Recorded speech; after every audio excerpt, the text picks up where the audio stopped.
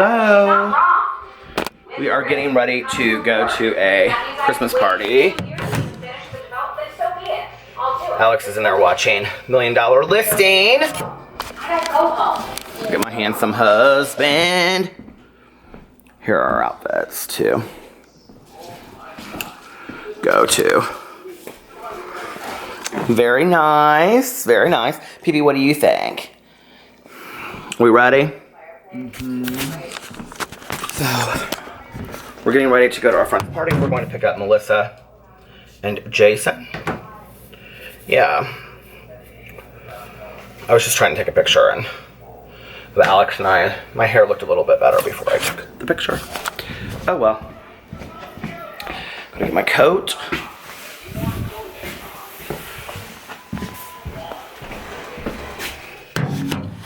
Party!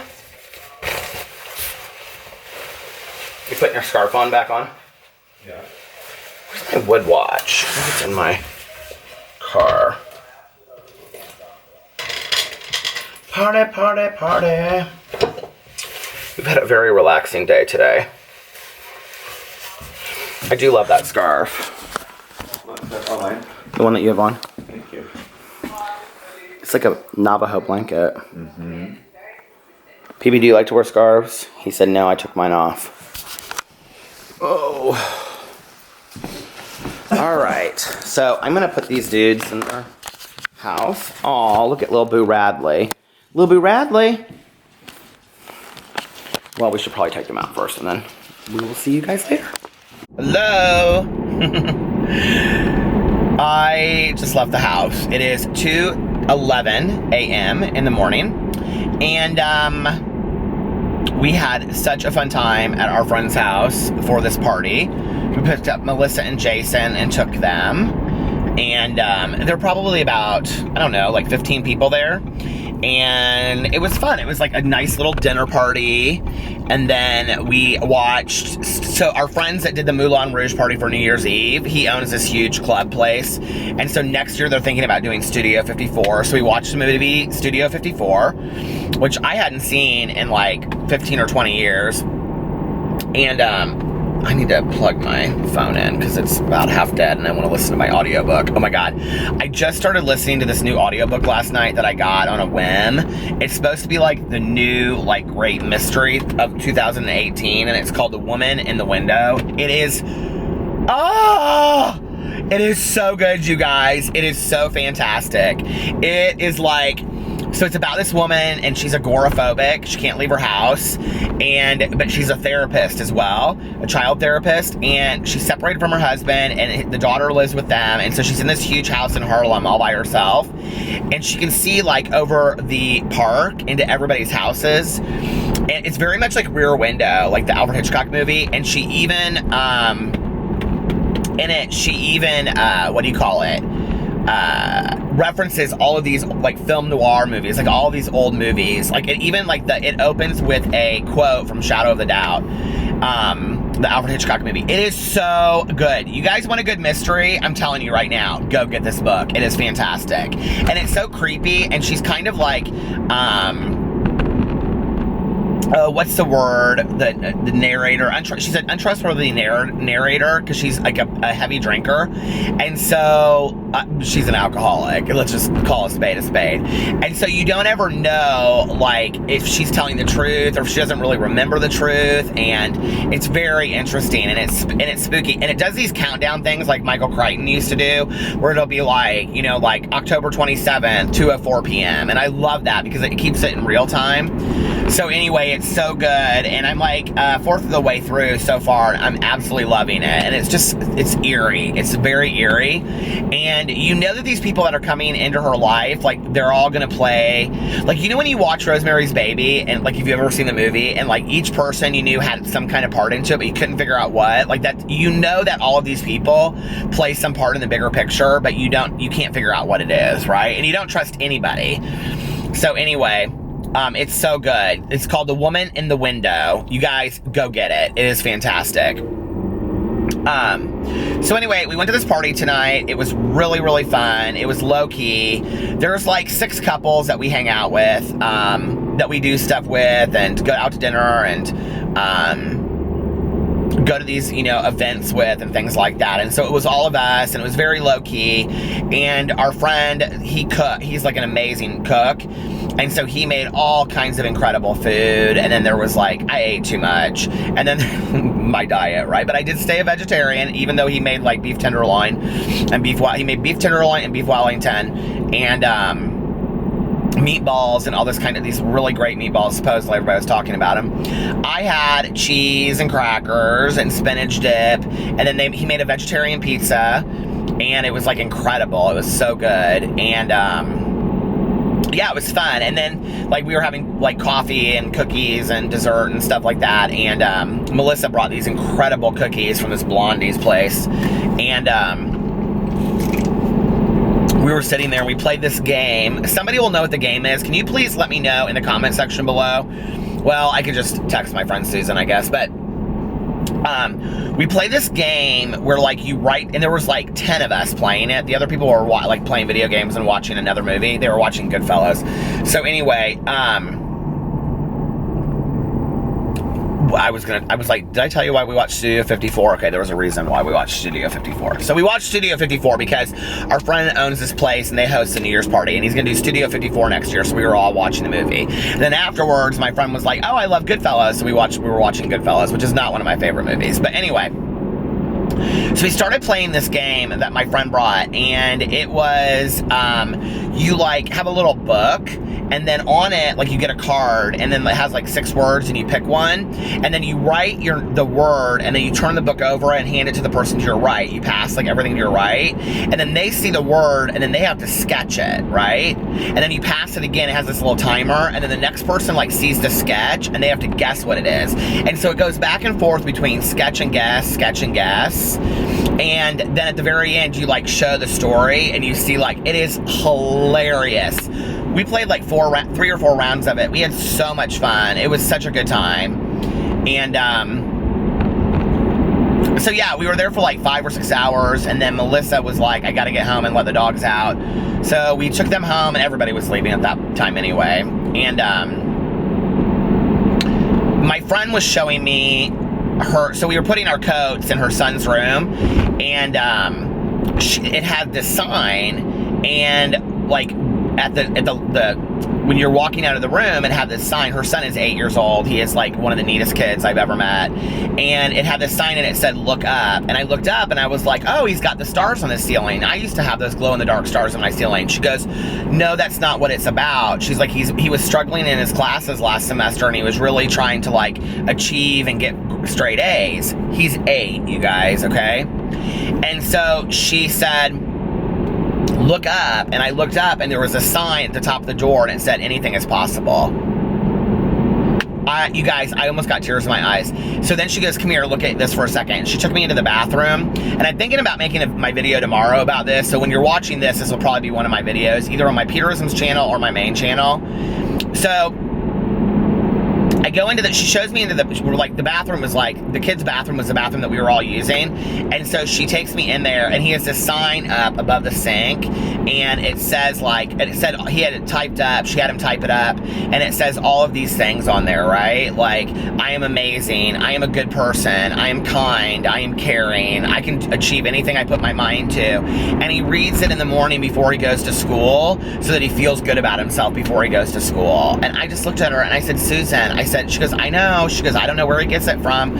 I said, oh my God, he's so sweet. Like, that is so amazing. And I'm just sitting there, and I'm thinking, you know, I know like 30-year-olds that aren't like that sweet-minded, and here is this 8-year-old child that gets it. You know what I mean?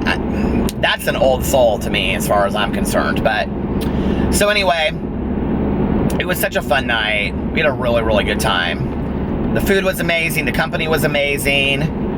We were all like planning trips together and stuff, and then took Melissa and Jason home, and then Alex and I came upstairs. I let the dogs out, gave Pee-Pee his medicine, and then we were like laying in bed, and Alex and I were looking at hotels and airfare for Miami, because we haven't really planned any of that yet, even though we got our tickets to Ultra already. And we're getting down to the wire. It's like in March. And so I said, I said, well, like, what do you want to do? Basically is what I said. You know, like, we need to figure this shit out. And he was like, I know we do. So we were looking through, and it was really interesting. It was like, we found a lot of hotels that we really liked, that were really reasonable. The flights are weird, though. Like, we usually fly out at like 6 a.m. and we're there at like noon, and there's nothing like that. It's like, there's one flight that leaves at like 6 a.m. and we get there at 2, but it's like this 8-hour, it's just a mess. It's just like, none of it is convenient. And I'm like, what is going on? Are they all sold? So they must all be sold out. I don't know. So I'm going to have to really do some research in this week, so we can get that, you know, underway and under wraps. We're really excited about that trip. And that is about it. You guys, I am a huge fan of Lucas Cruikshank. Do you guys know who he is? I love he and his brother both. And I've talked on here at length about his brother, Jacob Cruikshank, because I think he's just, well, they're both just such neat kids. Like, you know, and like, Lucas is not a kid. I mean, he is a kid, but he's still young, you know? But his brother's 16, I think. I think Jacob's 16. They're both YouTubers. And they're both gay, and they're both just such, like, age-appropriate young men. Like, they're just such, like, okay, you know when you meet people, like kids, and you're like, you want to thank their parents for raising such wonderful children? Like, that's Lucas and Jacob Cruikshank. Like, I just want to thank their parents. Like, thank you so much for doing a wonderful job raising these kids. Like, they're nice, they're age appropriate, they're polite, they're funny, yes, but like, you know, they can tell a funny, crude joke, but they're not crude people. You know, and there's a difference. Well, at the beginning of Lucas's video today, which is a great video anyway, he like is in his car and he goes, oh, I'm coming for Peter Monn's gig. Well, all these people had texted me and were like, oh, he's Lucas Cruikshank, like, shouted you out in a video. Why can't these people link my channel? That would just make me so happy. So anyway, but he put my video, he put like 3 of my vlogs, like just 3 clips of me in my car vlogging. I was like, oh my God. Like, you know, it was like, I love that shit. It's so cool. Because to me, these people are super celebrities. You know what I mean? Like, that I've watched their videos for a long time, and I've watched them do collabs with other people and stuff like that. I would love for this year to be like my year of the collab. I would love for 2018 to be like Peter's cameo role of collabs. Like, I don't even care. Like, I'm fine with, like, the number of subs that I'm at is like phenomenal. If you had ever said to me in my life, you will be like over or near 100,000 subscribers on YouTube. If you had ever said to me, true story, you will be on YouTube and have 20,000 subscribers, I would have said you're full of shit. It'll never happen, right? And I think that, like, once I hit that mark, like, that was crazy. I will never forget, like, hitting the 20,000 mark. But, like, everything that's been after that has just been a blessing. Honest to God, it has just been an awesome, you know, amazing blessing. And, so, like, the fact that, like, if I never gained, I mean, don't get me wrong, I would love to have 1 million subs, you know? But if I never gained another a subscriber, I would be completely fine with where I'm at. If people just continued to love watching my videos and laugh and cry with me and, you know, like, really see, maybe, like, learn some lessons from what I've learned in my life, like, I would be completely content with that for the rest of my life, just doing exactly what I'm doing, not 1 sub more or less, you know? Like, but I think it would be so much fun to, like, there's so many YouTubers that I would love to collab with, you know? And, I mean, so many of them that don't even know I exist. Like, I would love to collab with Glozell Green. And we interviewed her years and years and years ago, but I know she doesn't know who I am. I would, of course, love to collab with Trisha Paytas. Shane Dawson, I would love to collab with. I would love to collab with, you know, like Loey, or who else would I love? Oh my God, like Jeffree Star, Manny Mua, you know, like, who else would be really fun to collab with that I think? Well, Lucas and Jacob Cruikshank I think would be really fun. Jenna Marbles I think would be absolutely hilarious. I think I would like to, like, collab with some of these people that I've poked fun at to see, like, if they're really good sports. You know what I mean? Like, I think, like, the Jeffries and the Mannies and, like, the Trishas would be, like, really good sports. But I think a lot of the people that I've, like, joked with, I don't think they would be good sports about it. Like, it's a really hard thing to get to the point where you can laugh at yourself in life. And let's just be honest. Like, not most of us as YouTubers, like, I mean, I'm not talking about videos where we're defending ourselves against horrible allegations, or you're getting yourself in a lot of trouble and making apology videos and things like that. I'm talking about, you know, the day in, the day out, the funny haha videos. I mean, like, why are we taking ourselves too seriously for that stuff? You know what I mean?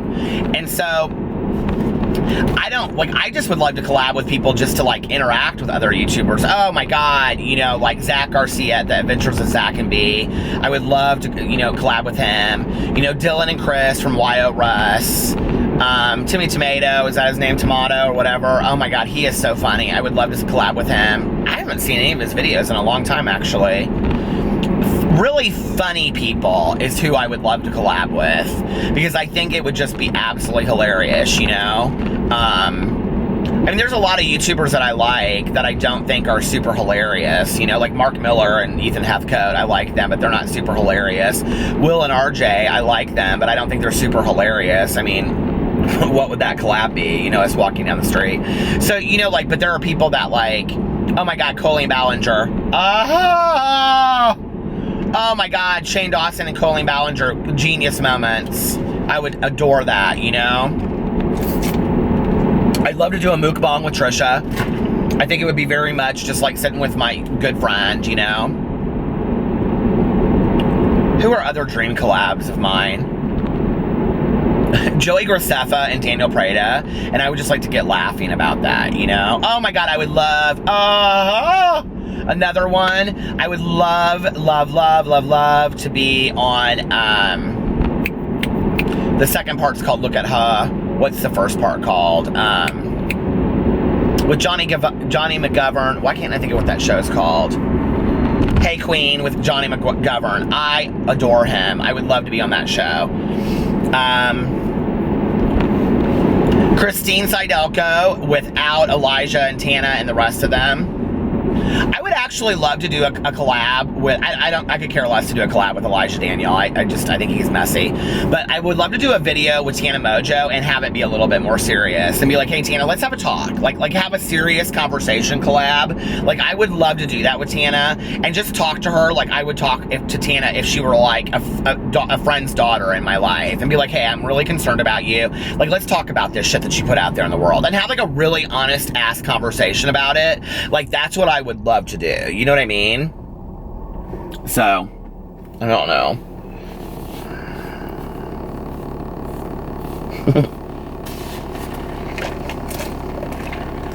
There's so many video. I would love to do a video with Tyler Oakley. Oh my God. I would love to be on an episode of Psychobabble. Does he still have that on there, that podcast?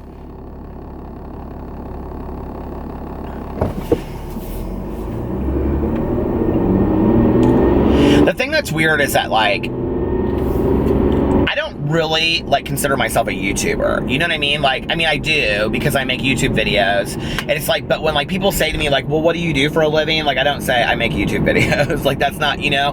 Like, I don't know. I would love to get to that point where that was my main thing. But, you know, I have such a hard time seeing myself that way, you know? I really just see myself as this guy in Indianapolis that lives with his husband and his dogs that just loves to make videos. Like, that's how I see myself. So, like, anytime that, like, one of these famous YouTubers, like, likes a tweet of mine or reaches out to me, I am, like, literally stone struck. I mean, I got a direct message from Colleen Ballinger the other day, Miranda Sings, because I made this video about her, and I adore that woman. And I mean to tell you, I sat there literally with my phone shaking in my hand reading the direct message. I mean, I'm just a huge fan of these people, you know? I don't know. I'd probably faint a million faints if I saw them. And, I think that's the thing, is that like a lot of YouTubers take themselves very, very serious and their careers on YouTube very, very serious, and they're very careful about who they collab with and their management companies and all this kind of stuff. And I'm just not that person. I'm like, you know, like there's not a lot of people that I probably wouldn't collab with if they asked me and they pitched it to me in a way that was like, hey, I would love to do a video with you. I like your content. To me, that would be enough right there, right? And if they said, and I'm not going to make you look stupid, and I'm not going to like call you out on anything like horrific, and let's do this video, and this is my idea, and I thought it was like positive, funny, or positive, good, contributive, you know, like content to the world, I would do it like in a heartbeat. I think that that would be great, you know?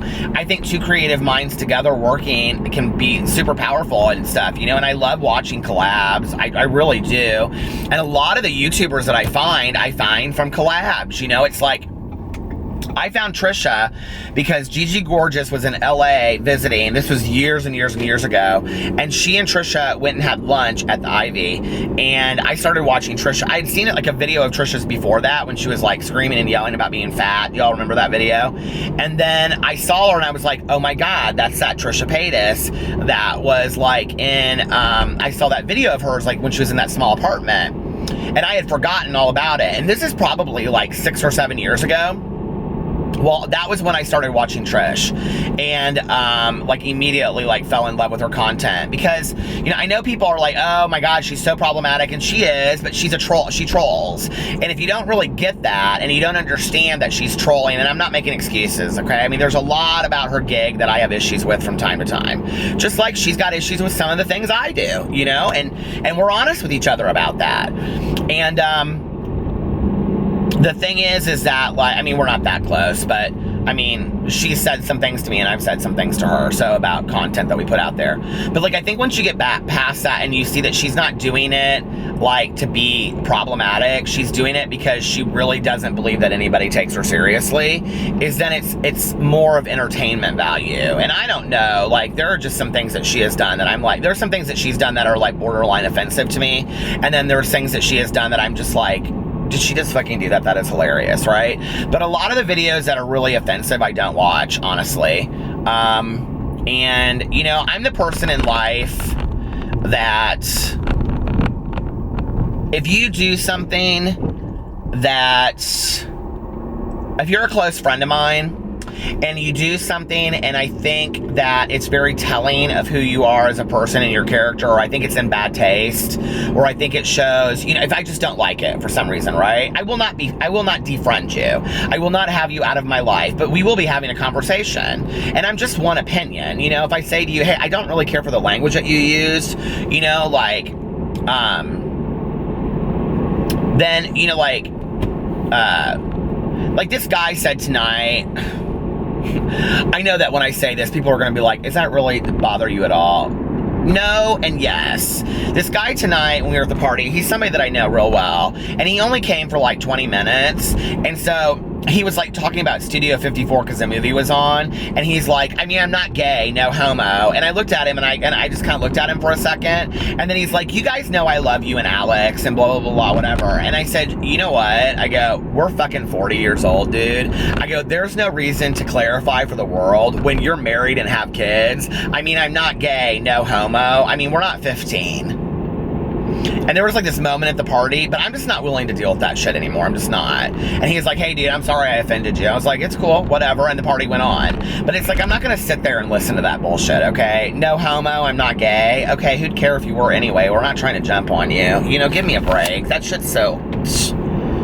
It's ignorant is what it is. And he always makes ignorant statements like that. So I'm just like...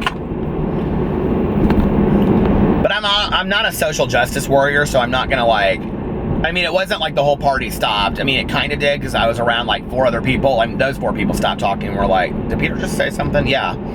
But, I mean, I'm not gonna get up and leave a party or something like that. It's not that big of a deal to me, but it's like, okay, think about what you're saying, you know? Like, I try not to say those kind of offensive things, and if I do, I try to like own my shit, which he did very quickly. You know, he's like, hey, I'm sorry, you know, whatever.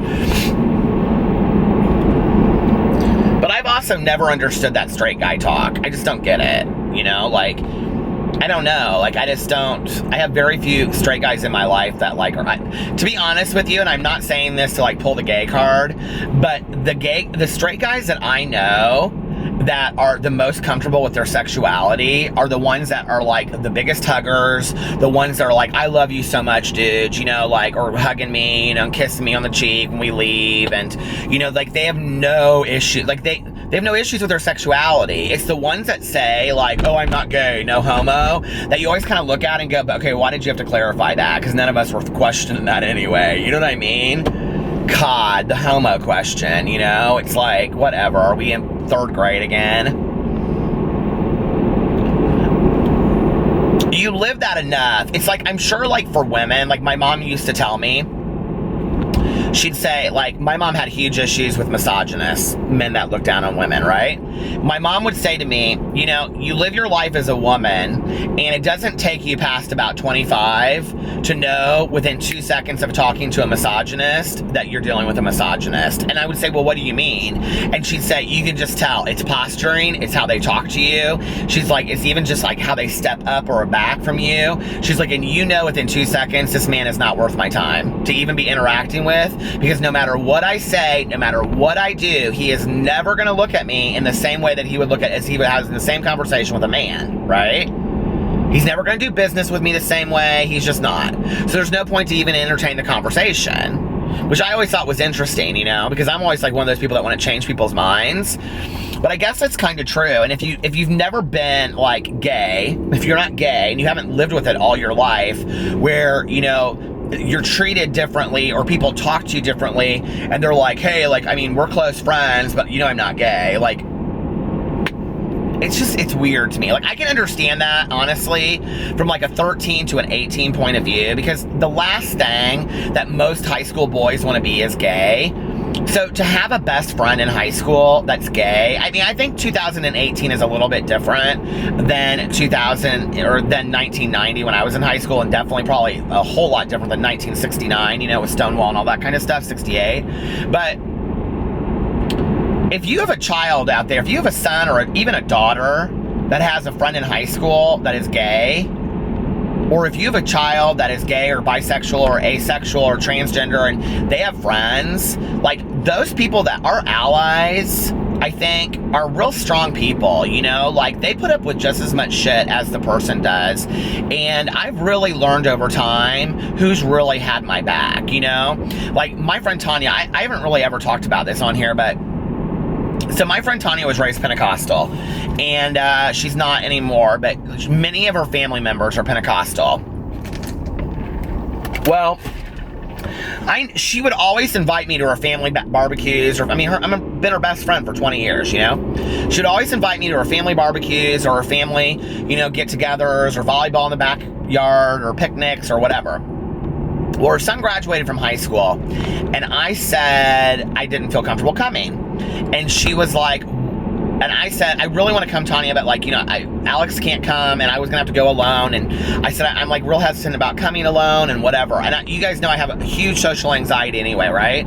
So she's like, well, what are you, like, hesitant about? And I was like, I just know that, you know, some of your family have, like, some religious issues with me being gay, and, you know, and blah, blah, blah, whatever. And, you know, I just don't want them to be uncomfortable. It's their nephews, you know. She said, let me stop you right there. She said, you are my best friend. You have been around my son since he was 4 years old. She said, if any of my family has any issues with the fact that you're gay, they can leave. She goes, I have made that clear since you and I have been friends. I don't play that game, and they can get in their fucking cars and they can leave. She's like, I don't have any issues with it. I've never had any issues with it. She goes, when I was, you know, going to church every Sunday and every Wednesday and every Tuesday as a Pentecostal and going to church camp in the Sundays or the summers, some of my best friends were gay. And she said, and I don't play that fucking game. People are people. And, you know, it's just interesting to me who treats you differently. And, you know, we've all got our own sexual makeup. I try not to, like, it's interesting that I said something tonight to this guy. I have to say, this guy is somebody that kind of always, like, he gets on my nerves a little bit anyway. But it's interesting because, you know, like, I mean, I like him. I really like him. But it's always got to be, it's always that kind of machismo, you know? And, Which is funny because my husband deals with it in a completely different way. Like, then my husband won't let the joke drop, right? Like, every time a guy was kissing in this movie tonight, my husband called him and goes, "Up, here's your scene. You were waiting for the guys kissing in the scene. Here it is. You know, oh, here's the two guys screwing. You want to come over here? You can know, so you'll know what to do." I mean, Alex just kind of doesn't let the shit go. Like, he just is like, you know? But, I just don't understand. I guess, like, for years and years and years, I wasn't super out with my life, you know? And it's interesting that lately, I'm almost down to the last 2 minutes on this, that I'm gonna have to stop it because it stops at 30 minutes. I'm gonna say this, I'm just gonna say it on here, and y'all can go and, you know, like, I'm choosing not to read the gossip threads right now, but people are telling me, you know, what kind of some of the things are saying on there. And what's interesting to me is that nobody knows the truth, okay? Nobody knows the truth about what has been alleged or where that stuff came from or what those things were about or whatever. But I want to say this, is that I've watched all these videos where people have said, like, oh, well, if Peter was into this, or if Peter was into this, okay? Well, let me just set this, let me just set it real clear for you, okay? I'm into some real vanilla bullshit. I've been married to my husband for 6 years. We've been together for 10 years, all right? We have a pretty active romantic life, but it's real boring. You know what I mean? Okay, hold on a second. This is gonna go off, so I'm gonna stop it and come right back. Okay. So, I mean, we're not doing any of this tying each other up and, you know, doing all this kind of whips and chains, and I'm not really sure why people are so quick to believe that. Nobody's asked me. You know what's interesting to me about this is not one person has ever come to me and said, "Is this what you're into?" They just want to go there and assume it and think about that. They want to put that kind of shit on me, right? Which, if that's what I was into, that's my business, right? And I'm a believer, if you're not hurting anybody and you're doing it in your own bedroom and it's with two consensual adults, it's your fucking business what you do, okay? Period. And if it's legal. Other than that, I don't need to know what other people do in their bedrooms, and quite frankly, nobody needs to know what I do in mine. But I can tell you, my husband would laugh if he knew what some people were saying about apparently all of this wild shit I'm into, right? He'd be like, if you even knew, you know? People always want to take things and run with them about, like, you know, it's interesting, like, I understand now what happens with YouTubers when rumors start and then, like, people make videos about them and they talk about them, and then you're sitting there and you're watching it and you're like, there is, like, no truth to anything in this video, okay? Whether the video is complimentary of you, or whether the video is not complimentary of you, or whether they think they got the facts right, or whether they think they didn't get the facts right, you're sitting there and you're watching it and you're like, oh my God, like, they have no idea what they're talking about. And this is about me. Like, I know the truth, you know? And, but I've kind of gotten to a point where I've accepted that. You know, it's like that Oprah thing where she said, you know, Maya Angelou says to her, you know, but you're not in that, you know, like, that's not about you. And it's almost kind of laughable. Like, I actually was watching a video of somebody that I consider a friend and talking about some of this kind of stuff. And I thought, you know, if they had even reached out to me and asked me, you know, like, I could have filled them in. But, like, you know, like, I'm pretty much an open book about stuff and nobody's asked. You know, that's what is interesting to me.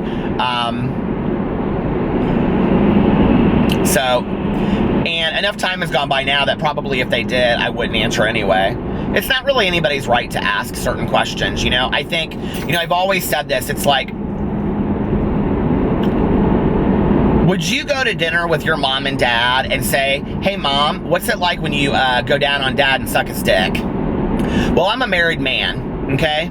And I'm a monogamous married man. And it's not any more appropriate for somebody to be discussing my sexual life than it is for you to ask your mom and dad what it's like to for your mom to suck your dad's dick, okay? Period. It's inappropriate. And anybody that thinks it's their right to go there, anybody that thinks it's their right to, you know, want to open the whatever and think that they know what they're talking about when they're completely wrong, it baffles my mind, right? And it goes beyond a certain point when what you think you know is incorrect. It's very telling of what's in your mind. My mind doesn't really go to some places that other people's minds go to. It just doesn't. One of the things that's been interesting to me for years and years and years is like when, like I'll say like to certain friends of mine that I've had, like not friends that I have now, but like work friends and things like that, and we'll go out to dinner, we'll stay, you know, like, I don't know, have to go out of town for like a conference or something, we'll be eating dinner, and they'll be like, you know, you're like really like the first gay guy that I've ever known, and I'm like, really? And they're like, and I always say, because I don't feel like it's my responsibility, but I like to help, you know, and I'll say, well, do you have any questions? And they'll say like, well, how did you know you were gay? And I'm like, I don't know, like, I just had feelings for guys when I was growing up, you know, the same kind of butterflies that you guys talk about is what I have, but towards guys, and I didn't really have that towards girls. And, you know, then like I'll explain other things, and it always comes to the sexual part. It always is about the sexual conversation, you know what I mean? And the thing is that gay men and women fought this idea of perversion for so long, of not being institutionalized and hospitalized for being gay, that there's nothing wrong with it, that for that to always be where people go with it is such a weird place to me. Like, it's like, you know, just imagine that if every time, God, my nose is driving me crazy, I trim my beard. You know, like you, like, we're talking to your supervisor or your friend or your parents or whatever about your new boyfriend or your relationship or whatever, if they wanted to look at you and said, well, do you do anal? Like, why is that anybody's, that's just not appropriate, okay? Period. It's just not appropriate. You know, or, well, do you get on top of him or do you get on your back and he screws you? Like, people think it's okay to ask those kind of questions. You know, I'm a 45-year-old man. It is not, it doesn't matter if I was a 25-year-old man. Those are private conversations. That's nobody's business, right? And I think it's interesting when people think that's their business. But it is what it is. I'm not going to change anybody's mind, you know? And the people that ask me those questions, I hope I've educated a few of them. You know, the question that I used to always get from people was, you know, like, are you a catcher or are you a pitcher? You know, and it's like, and I think that it's so important to people that don't understand to force these gender roles that if you are, you know, a catcher, then you're the woman in the relationship. And if you're the pitcher, then you're the man in the relationship, which is so interesting from a gay point of view, because now we, like, the roles have so changed within the gay community that there is no specific one type anymore. You can have a super, super masculine guy that you would never spot in a million years as being gay, that specifically only likes to be the recipient, okay? And you can have a super effeminate younger guy, okay, that doesn't at all and only likes to be the pitcher, so to speak. And, you know, like, all of these roles have changed, and really what it has been is this whole, you know, freedom of expression that we can be whoever we want to be and we're not defined by roles, and yet people still want to force us back into those roles and those labels, you know? And it's very interesting to me, like, because I feel like with the majority of the people that I interact with on a daily basis, I don't deal with that, you know what I mean? Like, I just don't feel like I deal with that anymore. I feel like, I don't know, I just don't feel like I deal with that. I feel like most of the people that I interact with, most of the people that I choose to have around me are intellectual enough to know that those aren't conversations we need to have. They just aren't, you know? So, I will also say this, in case you're a person out there that, like, I mean, I get a lot of messages from people and they'll say, you know, like, you know, I'm a devout Christian and you've really opened my mind to how I think about things and whatever. Or, you know, like, I've never really had any gay friends and thank you so much for like educating me on this and whatever. So one of the things I would say is it's not so much what you ask as how you ask it, you know? I mean, if you preface a conversation and say, hey, listen, I'm totally ignorant. I've never had any gay friends before. And while it's probably none of my business, could I ask you some questions that might border inappropriate? Depending on who you ask, they might answer those. You know, if somebody approached me that way, I would say, if we don't make this crass, I'm totally willing to have that conversation with you, okay? You know what I mean? Like, let me help you be educated appropriately, you know? It's when people come right out and they say shit that I'm just like, did you just really say that? You know, or, you know, like, I've had, like, Melissa is such a great example of this, Melissa and Jason. I've had so many people come to me through the years and say, you know, like, you should come to my church. My church would be really good for you. Oh, really? Why? Well, I mean, they deal with a lot of conversion therapy. I've had a lot of conversion therapy conversations through the years, which you would think is not like, so conversion therapy is when people like pray the gay away, which is interesting that you would think that that's still really a thing out there, but it really is. So Melissa said to me, and she goes to, I would say, a pretty liberal church in Indianapolis, but she's very active in it, and it's a huge church. And we were talking one day, and she said, it was the four of us, we were out to dinner, and she said, I know Alex doesn't really have any interest in going to church. And Alex said, I didn't say that. He's like, today it's not something that's important to me. And she goes, but Peter, I know, this is when we first met them. And she said, but Peter, I know you're a pretty spiritual person. And I said, I'm very spiritual. And she said, are you closed-minded to going to church? And I said, no, not at all. I said, but I would enjoy going to church, I think, if I found a church that I felt, you know, was what I needed. I'm not also opposed to learning more about Buddhism or, you know, learning more about Kabbalism or, I don't know, whatever's out there. You know, I don't know shit about religions, really. I took so many world religion classes and I feel like I just didn't, you know, incorporate any of it into my mind or, you know, internalize any of it. And she said, well, you know, if you ever are interested in coming, she said, our church is really, really liberal. We have lots of gay couples there. She goes, no pressure whatsoever, but I'm just going to put it out there. If you ever want to come, she goes, just let me know and we can come and go do brunch afterwards or whatever. And I'll never forget, I walked away and I got in the car that night with Alex and I said, that was so nice the way that she approached that. You know, there was no pressure. And it actually, what it did was it made, and I haven't gone with her, I'll say that, but it made me think, like I almost called her on Christmas Eve because for some weird reason, I was like missing going to like Christmas Eve services with my mom this year. And I almost called Melissa and said, are you guys going to Christmas Eve services? I'd like to go with you. And, but what it did was it opened that door for me in my head where I thought, okay, well, there's a possibility, you know? And,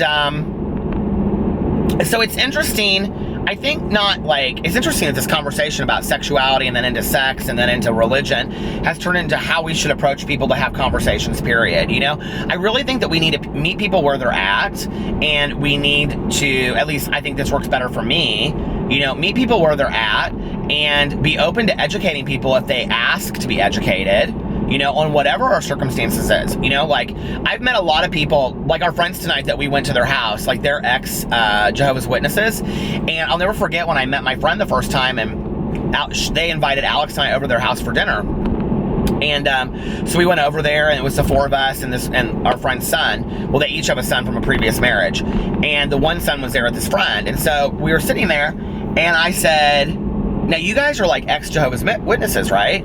Well, Alex had no idea anything about it, but like I knew a lot because I had worked with a couple people that were Jehovah's Witness. And so I started asking them questions, and they were, you know, and I said, you know, like, please, I don't want to be offensive and I don't want to bring up something that's emotional for you. And they were both like, no, we love to talk about it. You know, it's been a part of our journey. So, you know, like, and it was a safe conversation, you know, because of how I asked and how they responded. And I didn't ask anything that was offensive. I like prefaced each thing by saying, like, can I ask you some things about, you know, your family, or, you know, oh, sure, yeah, absolutely, ask what you want, you know. And, you know, there's a lot of things that people will ask me about that I don't think is any of their business, right? You know, like, and I won't say it's none of your fucking business, but I'll say, you know what, that's not a conversation that I'm comfortable having.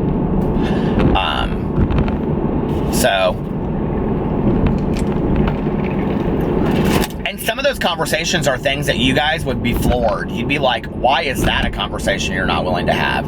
It's not anything that is weird or, you know, about my relationship or anything. It's just things like, there are things that I'm not willing, they're too private to me. They're too, you know, like, one of the questions I get asked a lot is, what is too private to talk about on YouTube, you know?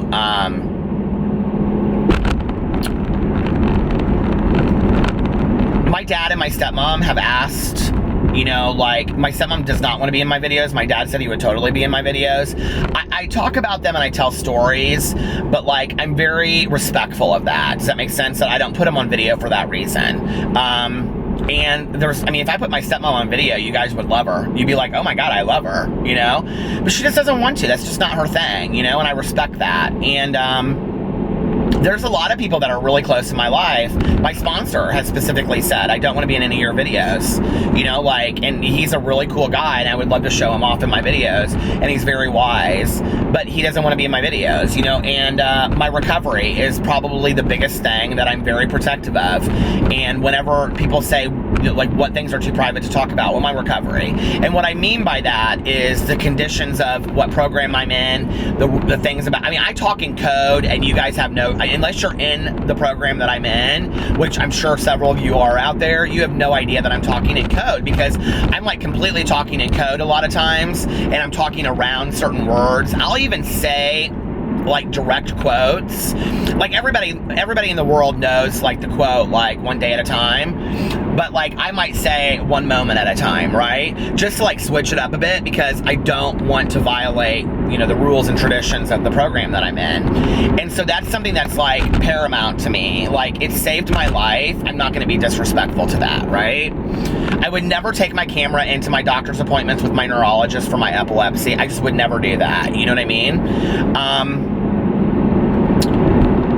And yeah, so I mean, there's a couple friends of mine that, I mean, are very, very close to me that I have never shown in a video because they've asked to not be in any videos. They have no desire to be in the videos. You know, so it's stuff like that that I have to be like, you know, I was going to take the camera into the party tonight, and my one friend that was there, she was like, I would prefer not to be on camera. And I'm like, okay, that's totally cool, you know? And I always ask before I go in, I'm always like, does anybody care if I bring my camera? And a lot of people are like, you know, like, yeah, I would prefer not to be, you know, I would prefer not to be recorded. And I'm like, that's cool. I mean, not everybody asks to be on video, you know? And I think one of the questions that I think it's really made me think about in life is what areas are private and what areas are an open book. And I am really an open book about, I mean, almost like 99 points. The only thing in my life, honest to God, the only two things I have not been honest about, so 99.8%, the only two things I have not been 100% honest about in my videos, period, okay? And I don't care what anybody says about this. I don't care if anybody says, oh, he says he's honest, but that's total bullshit, blah, blah, blah, blah, whatever. I am hand to God being so honest about this right now. The only two things I have not talked about in my videos, and it is none of anybody's business, is number one, my sex life behind closed doors with my husband, because I'm a married man and that is nobody's business to speculate about or for me to talk about unless I choose to bring it on here. And quite frankly, I don't think that anybody that really likes my videos wants to know about that shit anyway, okay? And quite frankly, I don't want to know about yours. You know what I mean? And the second thing is that I don't talk about the recovery program that I'm in because it has saved my life. And I respect it too much to do that. But other than those two things, there ain't nothing that I haven't talked about. And I don't recommend that to everybody. I have a lot of friends of mine that are YouTubers that nobody knows anything about them, you know? But here's the thing. People are like, well, don't you wish that you hadn't used your real name? No, I started my BookTube channel so that I could talk about my book originally, and then it turned into me loving BookTube, and it had nothing to do with my book anymore. But like, that's why I started it, like, was to talk about my book and my writing process on there, you know? So like, I was always gonna have my name out there. I don't care about that, you know? I just don't.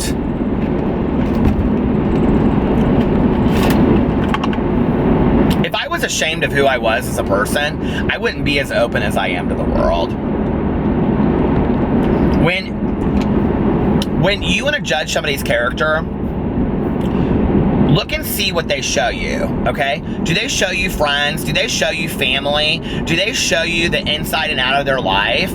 Do they show you an hour vlog every night? Do they show you writing that they did or journal entries? Do they, you know, like when I look at a lot of, not just YouTubers, but entertainers or just people that you know in the community, and it's like some people are very, very closed about what they talk about, and it makes me wonder, like, what aren't you talking about, you know?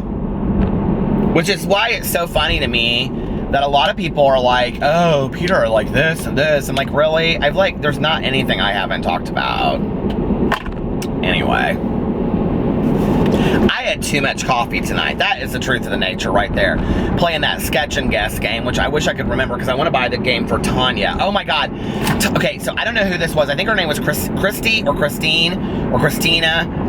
Tanya goes into Sam's Club today. Okay, she calls me. She says, I'm gonna have to start dressing like a lot nicer. And I go, why?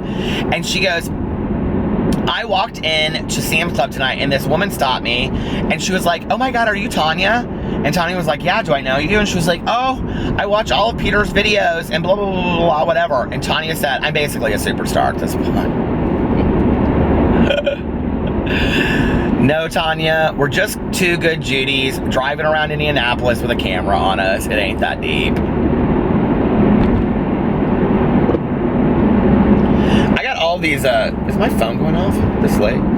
I got all of these, I got 2 tweets today where people were like, I would love to invite you to my wedding. I'm like, how funny would that be if you invited me to your wedding and I actually showed up? That's the kind of shit that I would love to do. Like, if people lived close to me, honest to God, I mean, I love a good wedding. If people lived close enough to me and invited me to their wedding, I would probably show up. I mean, just for shits and giggles, right? I would love it. Bring a nice gift. Make somebody's day. Why not? I think that would be so fun. I love weddings. What is there not to love about a wedding? You know what I mean? It's a total celebration of love. No matter if it's a backyard barbecue or if it's a, 1,000-person event, weddings are amazing. I love them. Watch, I'm gonna start getting wedding invitations left and right. But if I come, you guys all have to just say that I'm your uncle, okay? I just want to be your uncle.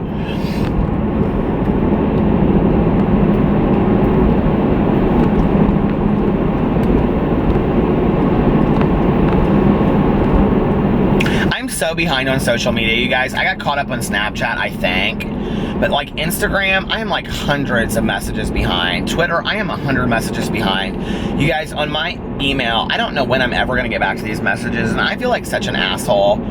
Like, I was behind before all this stuff happened at Christmas time, and then I was getting hundreds of messages a day, and I try to go through them, but honestly, like, I sit down for an hour and I start answering them, and it's like I only get like 15 or 20 out of the way, and then I'm like, oh my God, it's been 45 minutes, and I'm like, I'm never gonna get to these, and I feel so horrible because you guys know I said that I would always answer social media, and now it's like so overwhelmed. I can't get to a point where I can answer it, and I'm not getting that many anymore that I have to like go through and slowly. So I'm gonna try to take a week or an hour out of each day this week and try to respond, because I feel like, I don't know, like, so many people get excited about that, and I love that people get excited about the fact that, stupid old me sent them a message back. Like, they're like, oh my God, I can't believe you responded, and I'm like, do you realize how much that means to me when people say that to me? That you care enough about me, that me responding to your message, like, actually, like, means something to you? Like, I lived such a huge part of my life when nobody checked in on me. Nobody gave a shit if I was alive or dead. Nobody was asking me to weddings or birthday parties or asking me for shout outs. Nobody cared about all that kind of shit to me, and it's like, I love when I get a message back and somebody's like, oh my God, you responded, you have no idea, that made my night. And I'm just like, it's so simple to make somebody happy, right? And like, I get so much in return for that as well, because it makes me feel so good. And I'm just like, why can't we do that for each other? Like, why can't we just want to make each other happy? it's just not that deep, right? Like, it's just like life is just not that deep. I was gonna do a short vlog tonight, and this is true story gone. Now I'm at 52 minutes. Well, I guess that didn't happen. I will say the gratitude journal thing is really working well, though. It's really like making me think about stuff. I bought these Clark boots when Alex and I went to the outlet mall. What was it? Black Friday, and they're real comfortable, but they're like what do you call it? Mid-high, like calf high, or not calf high. What are they called when they come like they're ankle high, ankle boots. Then they lace up, these Clark boots. They're cute, but they are like hurting my feet right now. I do not wear shoes, okay? I wear clogs, Birkenstock clogs every day of my life, or flip-flops in the summer, or sandals. Sometimes, if I go out, I wear Chuck Taylors, but all of my Chuck Taylors and Vans, which is what I wear, are like old as hell. I wear like 2 pairs of wingtips every once in a blue moon, but they're like Sperry, so they're super comfortable. And that's it. Like, I do not, and these Clark boots, this is why I don't like wear winter boots and shit. They are killing my feet right now.